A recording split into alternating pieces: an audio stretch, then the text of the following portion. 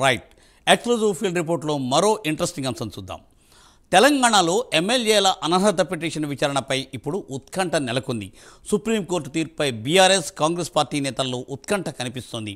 తమకు అనుకూలంగా తీర్పు వస్తుందని బీఆర్ఎస్ అంటోంది. గతంలోనూ పార్టీ మారిన ప్రజాప్రతినిధుల విషయంలో స్పీకర్ ఎటువంటి చర్యలు తీసుకోలేదని ఫిరాయింపు ఎమ్మెల్యేలు మరోవైపు అంటున్నారు. మరి దీనిపై ఎక్స్క్లూజివ్ ఫీల్డ్ రిపోర్ట్ అజీం అందిస్తారు. అజీం,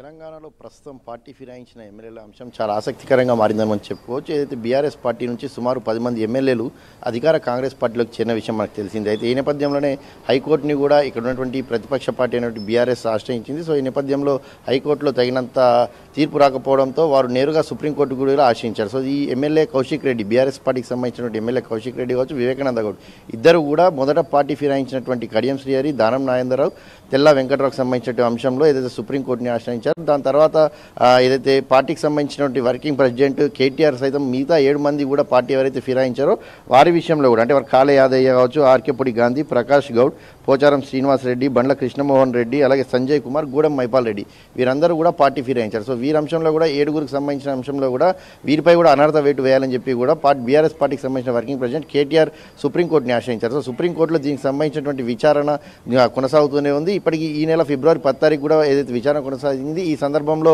ఏదైతే కాంగ్రెస్ పార్టీకి సంబంధించి ప్రభుత్వానికి సంబంధించినటువంటి అంటే అసెంబ్లీ కార్యదర్శికి సంబంధించిన న్యాయవాది హాజరయ్యారు. హాజరైన తరుణంలో ఇంకెంత సమయం కావాలని చెప్పి కూడా అటు కోర్టు ప్రశ్నించిన నేపథ్యంలో ఏదైతే కార్యదర్శికి సంబంధించిన న్యాయవాది మరికొంత సమయం కావాలని చెప్పి కూడా చెప్పడం జరిగింది. దీంతో సుప్రీంకోర్టు ఈ నెల 18 అంటే ఈ రోజుకి ఏదైతే కోర్టుని ఏదైతే విచారణకు వాయిదా వేయడం కూడా జరిగింది. సో ఓవరాల్గా చూసినట్టయితే తెలంగాణలో ఒక సినారియో కనిపిస్తుంది. అయితే బీఆర్ఎస్ పార్టీ ఖచ్చితంగా ఉప ఎన్నికలు వస్తాయి, ఉప ఎన్నికలకు సిద్ధం కండి అని చెప్పి అటు బీఆర్ఎస్ పార్టీకి సంబంధించినటువంటి వర్కింగ్ ప్రెసిడెంట్ కేటీఆర్ ఒకవైపు చాలా ధీమాగా చెప్పుకుంటూ వస్తున్నారు. ఎందుకంటే ఖచ్చితంగా అనర్హత పిటిషన్ ఉంటుంది. ఎందుకంటే దానం నాగేందర్ బీఆర్ఎస్ పార్టీ ఎమ్మెల్యేగా గెలిచి అటు రాజీనామా చేయకుండానే అటు నేరుగా కాంగ్రెస్ పార్టీకి సంబంధించిన పార్లమెంట్ అభ్యర్థిగా పోటీ చేశారు. అలాగే కడియం శ్రీహరికి సంబంధించిన అంశంలో కూడా ఇదే జరిగింది. సేమ్ కడియం శ్రీహరి కూతురు అయినటువంటి కావ్య కూడా కాంగ్రెస్ పార్టీ నుంచి బరిలోకి దిగారు. ఇలా చూసినట్టయితే చాలా ప్రూఫ్స్ పకడ్బందీగా ఉన్నాయి. ఖచ్చితంగా సుప్రీంకోర్టు ఈ ఎమ్మెల్యేలపైన అనర్హత వేటు వేస్తుందని చెప్పి కూడా వాళ్ళు చెప్పుకుంటూ వస్తున్న పరిస్థితి కనిపిస్తుంది. కానీ అటు సుప్రీంకోర్టు ఇప్పటికే చాలా స్పష్టంగా చెప్పింది స్పీకర్కి ఇంకెంత సమయం కావాలి అంటే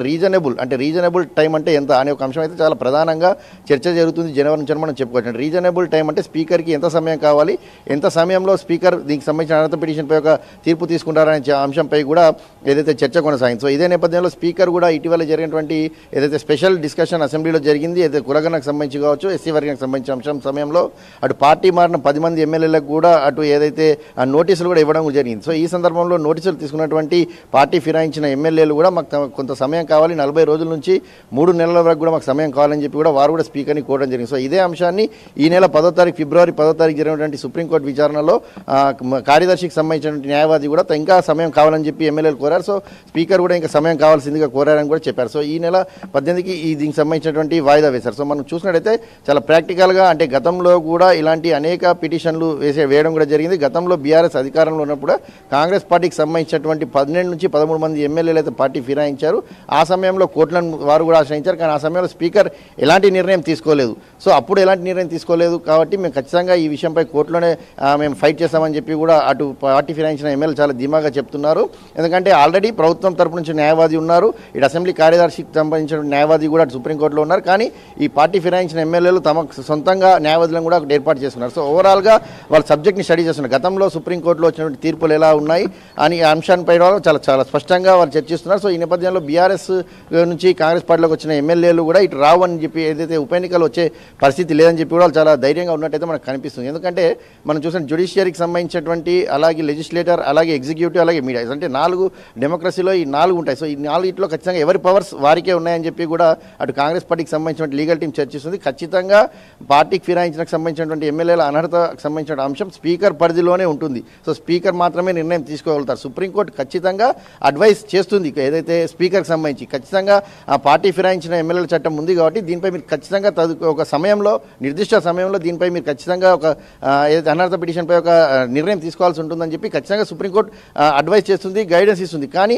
నిర్ణయం తీసుకుంటారా లేదా అనేది మాత్రం స్పీకర్ పరిధిలోని అంశమే. సో స్పీకర్ నిర్ణయం తీసుకుంటారా లేదా అనేది ఇక్కడ చాలా ఉత్కంఠంగా మారింది. ఎందుకంటే సుప్రీంకోర్టులో మరి ఇంకా ఎలాంటి తీర్పు వస్తుందంటే గతంలో ఉన్నటువంటి తీర్పులకు సంబంధించినటువంటి విచారణలో ఏ అంశాలు బీఆర్ఎస్ పార్టీకి సంబంధించిన వాళ్ళు లేవనెత్తున్నారో చూడాల్సి ఉంటుంది. సో ప్రధానంగా బీఆర్ఎస్ విశ్వసించేది ఖచ్చితంగా దానం నాయందర్, కడియం శ్రేణికి సంబంధించిన ఇద్దరు విషయంలో అయితే పక్కా ప్రూఫ్స్ ఉన్నాయి కాబట్టి వారు ఆశిస్తున్నారు. అలాగే మిగతా వారు కూడా పార్టీ చేంజ్ అయినట్టు కొంతమంది చెప్పారు, కొంతమంది ఇంకా మేము బీఆర్ఎస్లోనూ కొనసాగుతున్నట్టు కూడా చెప్పుకుంటూ వచ్చిన పరిస్థితి మనకు కనిపించింది. సో ఈ నేపథ్యంలో అసలు సుప్రీంకోర్టులో జరుగుతున్న విచారణలో ఎలాంటి తీర్పు వస్తుంది, అసలు ఉప ఎన్నికలు వస్తాయా రావా, ఉప ఎన్నికలు వస్తే ఎలా, ఇది ఒక ప్రొసీజర్ అని చెప్పి ఇప్పటికే సీఎం కూడా చెప్పుకుంటూ వచ్చిన నేపథ్యంలో అసలు ఉప ఎన్నికలపై ఈ తీర్పుపై మాత్రం ఒక ఉత్కంఠ వాతావరణం అయితే తెలంగాణ రాష్ట్రంలో అయితే నెలకొందని మనం చెప్పుకోవచ్చు. Murthy, thank you Ajay, thanks for exclusive field report.